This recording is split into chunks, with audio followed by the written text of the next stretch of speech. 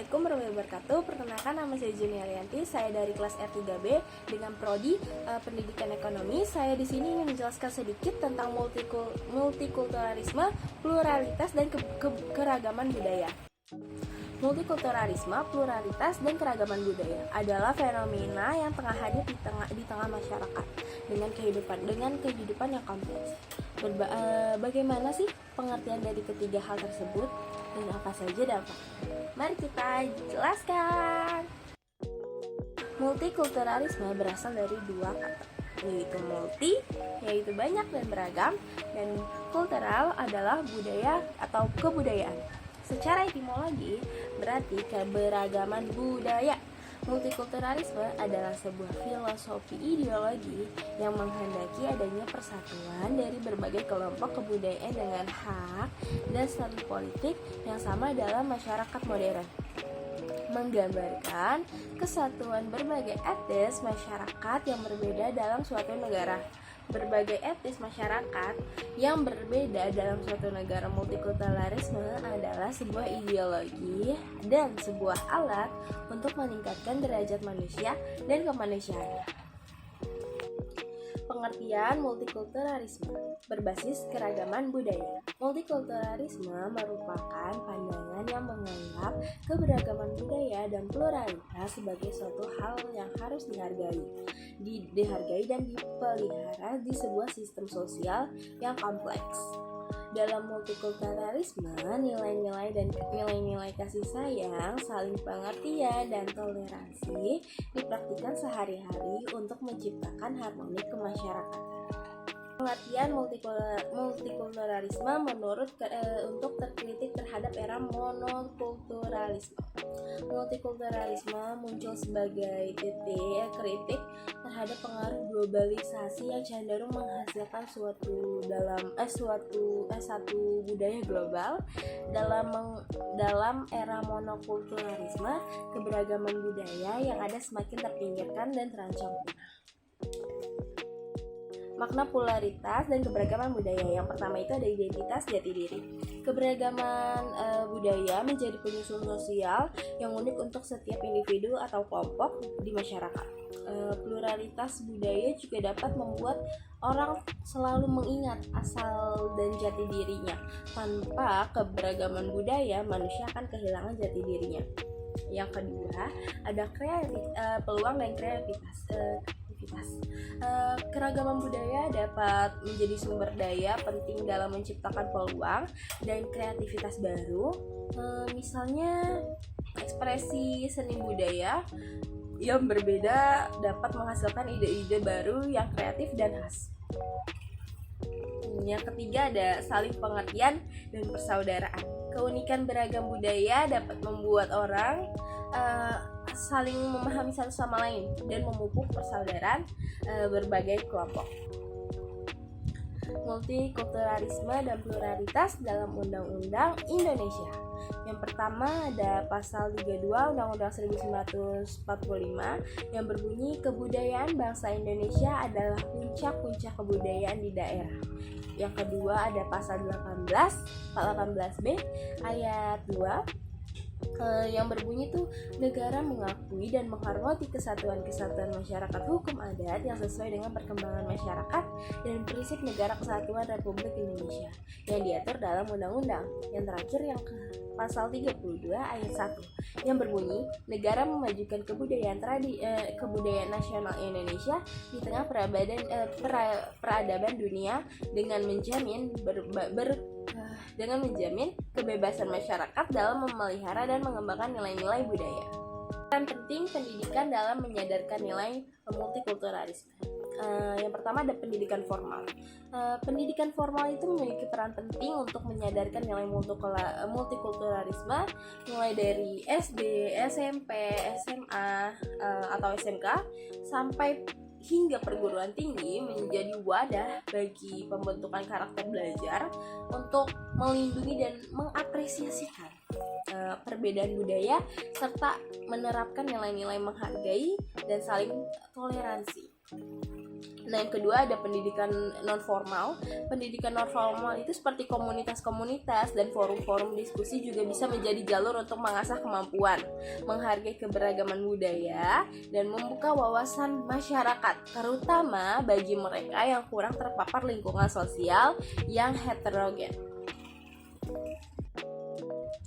Dampak positif keberagaman budaya. Yang pertama ada memperkaya pemahaman terhadap sesama. Yang kedua melahirkan inovasi baru dalam kesenian dan sains. Yang ketiga ada merangsang kerjasama dan persaudaraan antar kelompok. Yang keempat ada meningkatkan toleransi dan harmoni sosial. Dampak negatif penyalahgunaan iptek. Penyalahgunaan teknologi informasi dan komunikasi bisa membuat keberagaman budaya tereduksi.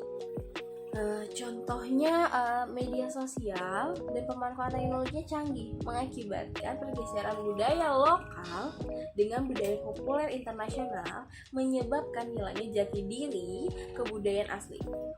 Selain itu, penggunaan teknologi dapat menimbulkan konflik antar kelompok, bahkan perpecahan dalam masyarakat.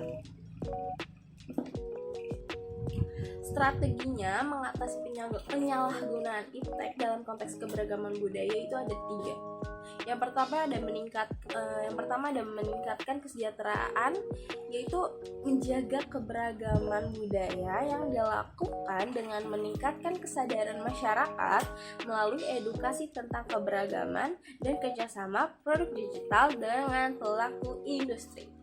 Yang kedua ada merumuskan kebijakan. Pemerintah, komunitas, dan institusi pendidikan berperan dalam merumuskan kebijakan terhadap kebijakan dan eduksi terhadap penyalahgunaan iptek yang berkaitan dengan keberagaman budaya. Yang ketiga ada pemanfaatan digital. Peran positif digital pun harus dioptimalkan dengan pemanfaatan teknologi digital seperti media sosial, wadah bagi pelestarian keberagaman budaya. Pentingnya menjaga harmoni dalam masyarakat multikultural. Penting untuk saling memahami dan menerima perbedaan dalam diri setiap orang, menghargai keberagaman budaya, dan menjaga harmoni dalam masyarakat multikultural agar tercipta kesejahteraan bersama dalam kehidupan sosial dan politik yang lebih baik. Dampak-dampak pluralisme dan multikulturalisme pada aspek sosial dan politik. Pada akhirnya, yang pertama itu ada pada akhirnya ancaman melahirkan konflik, pertikaian yang sangat dikhawatirkan bisa lahir sehingga mendominasi budaya dan politik dapat menghilangkan identitas bangsa Indonesia yang sangat beragama dan kebudayaan. Yang kedua, kebutuhan terhadap pengakuan, the need of record recognition. Dampak multikulturalisme dan pluralisme pada aspek sosial dan politik. Yang pertama, ancaman melahirkan konflik. Pertikaian sangat dikhawatirkan bisa lahir sehingga mendominasi budaya dan politik dapat menghilangkan identitas bangsa Indonesia yang sangat beragama dan kebudayaan. Yang kedua ada kebutuhan terhadap pengakuan. Yang ketiga ada legitimasi keberagaman budaya atau pluralisme budaya.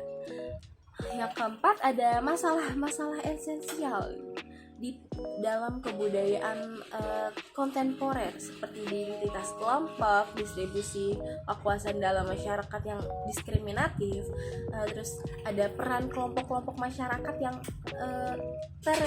termarginalisasi, terus feminisme dan masalah kontemporer seperti toleransi antara kelompok dan agama. Di poin kelima ada postkolonialisme, yaitu mengungkit kembali nilai indigenous di dalam budaya sendiri dan berupa melahirkan kembali kebanggaan terhadap budaya asing, ya kan?